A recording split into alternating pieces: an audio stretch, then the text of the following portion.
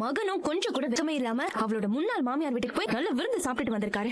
உங்க மகனை என்ன சொல்றதுனே தெரியல எனக்கு. இன்னொரு விஷயம் சொல்றேன், அந்த தனோ உங்க மகனை இன்னும் புருஷனாவே நினைக்கல.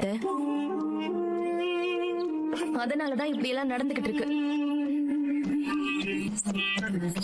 அன்னைக்கு முதராத்திரி அன்னைக்கு கூட உங்க மகனை வெளியில அனுப்பி வழக்கம் போல ஹால்ல படுக்க வச்சுட்டா. தூங்குவா.